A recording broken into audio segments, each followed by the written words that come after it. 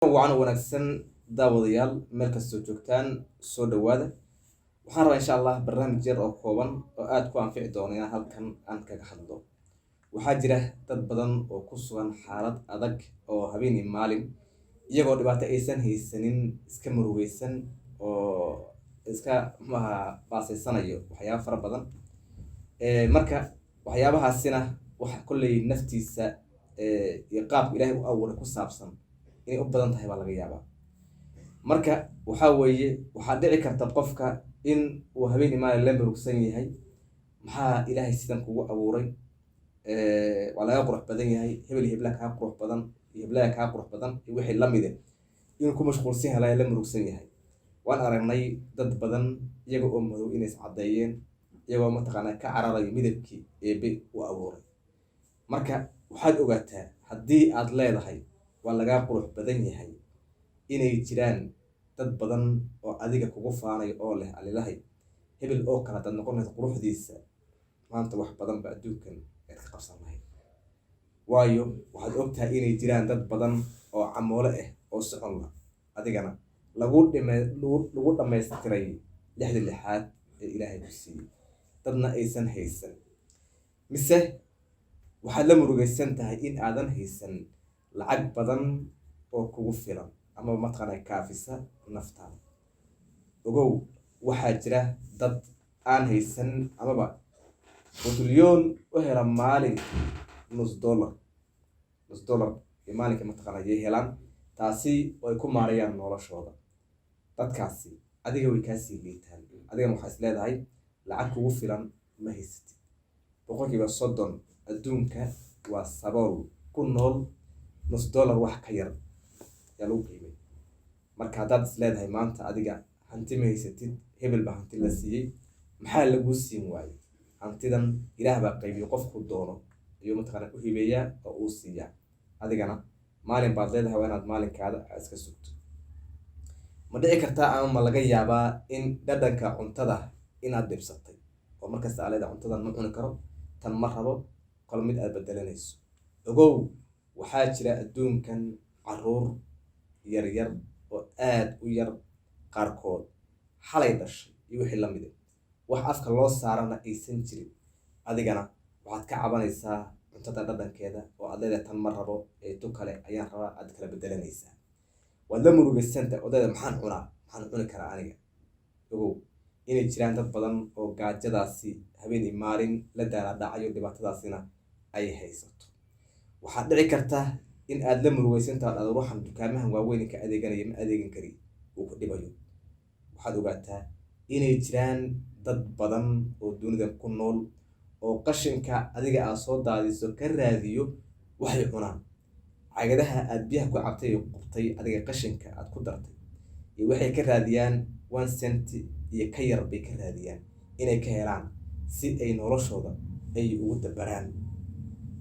waxaad dhici karta in aad nacday adiga noloshaada adigoo isleh hebel dibad buu jiraa way ana u tegi waaye, hebel wuu tahriiba halkaasuu tegay seen ana u tegi waaye. markaasina ay kugu xumaato naftaada intaad nacdo aad tahriibto oo dhibaato iyo halig naftaada mataqaanaa u horseeto aad halaagto.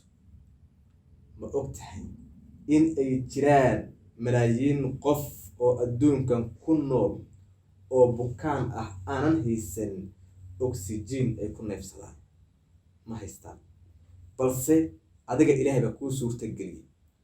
waxaad arkaysaa dad badan oo adduunka ku nool oo maanta nacay noloshooda iyagoo wax kasta haysta, cuntadii buu haystaa, jiifkuu haystaa, wax kasta uu haystaa. ha ahaatee haddana noloshiisiibuu khaati ka taagan yahay oo habeen iyo maalin wuxuu la fikirayaa waayo hebel waxaas loo siiyey anigana la ii siin waayey.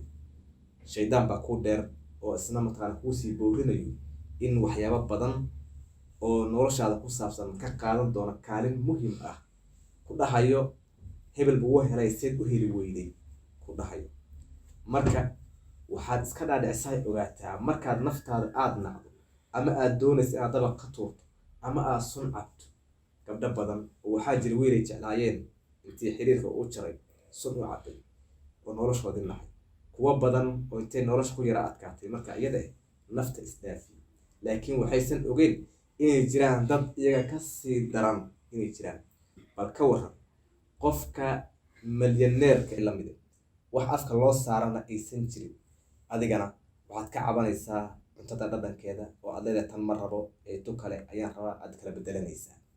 waad la murugaysanta odayda waxaad ka cabanaysaa cuntada dhadhankeeda oo aad leedahay tan ma rabo ee tu kale ayaan rabaa, aad kala bedelanaysaa. waad la murugaysanta odayda maxaan cuni karaa aniga. ogow inay jiraan dad badan oo gaajadaasi habeen iyo maalin la daala dhacayo, dhibaatadaasina ay haysato. waxaad dhici karta in aad la murugaysantaad aad ruuxan dukaamahan waaweyn ka adeeganaya ma adeegan kari uu ku dhibayo. waxaad ogaataa inay jiraan dad badan oo dunida ku nool oo qashinka adiga aad soo daadiso ka raadiyo waxay cunaan. cagadaha aad biyaha ku cabtay iyo qubtay adiga qashinka aad ku dartay iyo waxay ka raadiyaan 1 cent iyo ka yar bay ka raadiyaan inay ka helaan si ay noloshooda ay ugu dabaraan. waxaad dhici karta in aad nacday adiga noloshaada adigoo isleh hebel dibad buu jiraa way ana u tagi waaye, hebel wuu tahriiba halkaasuu tagay seen ana u tagi waaye.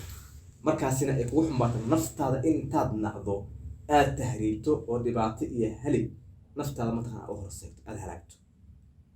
ma og tahay in ay jiraan malaayiin qof oo adduunkan ku nool oo bukaan ah aanan haysan oxygen ay ku neefsadaan? ma haystaan, balse adiga ilaahay baa kuu suurta geliyey. waxaad arkaysaa dad badan oo adduunka ku nool oo maanta nacay noloshooda iyagoo wax kasta haysta, cuntadii buu haystaa, jiif buu haystaa, wax kasta buu haystaa. ha ahaatee haddana noloshiisiibuu khaati ka taagan yahay oo habeen in maalin wuxuu la fikirayaa waayo hebel waxaas loo siiyey anigana la ii siin waaye.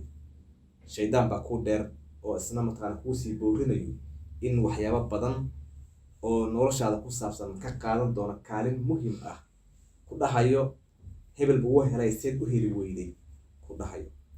marka waxaad iska dhaadhicisaa ogaataa markaad naftaada aad nacdo ama aad doonaysa inaad dabaq ka tuurto ama aad sun cabto.